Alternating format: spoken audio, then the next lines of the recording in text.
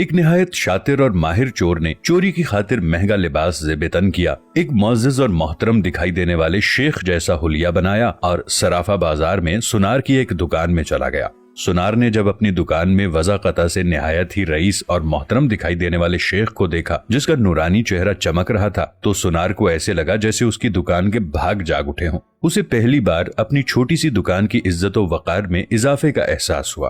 سنار نے آگے بڑھ کر شیخ کا استقبال کیا۔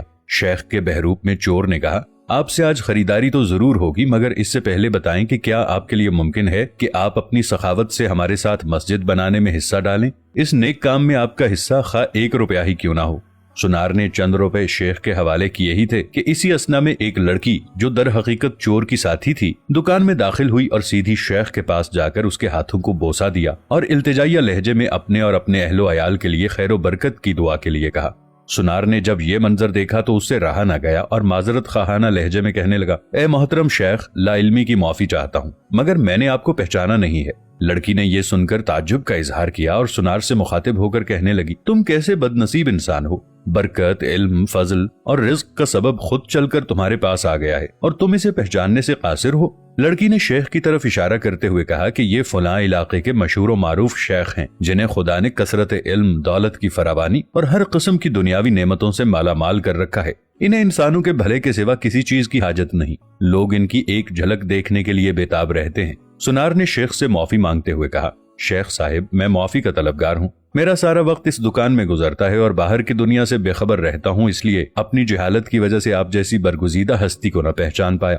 شیخ نے سنار سے کہا، کوئی بات نہیں، انسان خطا کا پتلا ہے، غلطی پر نادم ہونے والا شخص خدا کو بہت پسند ہے۔ تم ایسا کرو، ابھی میرا یہ رومال لے لو اور 7 دن اس سے اپنا چہرہ پونچھتے رہو۔ 7 دنوں کے بعد یہ رومال تمہارے لیے ایسی برکت اور ایسا رزق لے کر آئے گا جہاں سے تمہیں توقع بھی نہیں ہوگی۔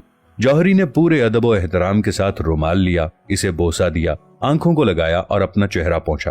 ایسا کرتے ہی وہ بے ہوش ہو کر گر پڑا۔ اس کے گرتے ہی شیخ اور اس کی دوست لڑکی نے سنار کی دکان کو لوٹا اور وہاں سے فوراً رفو چکر ہو گئے۔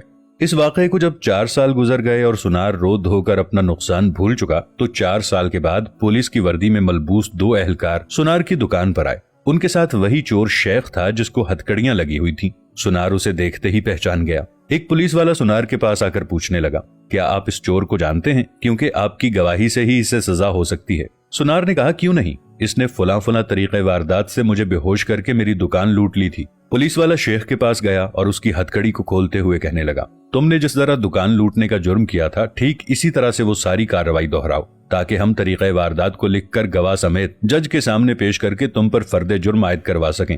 شیخ نے بتایا کہ میں اس طرح داخل ہوا اور یہ کہا، اور میری مددگار لڑکی آئی، اس نے فلاں فلاں بات کی، پھر میں نے رومال نکال کر دکاندار کو دیا۔ پولیس والے نے جیب سے ایک رومال نکال کر شیخ کو تھمایا۔ شیخ نے سنار کے پاس جا کر اسی طریقے سے اسے رومال پیش کیا۔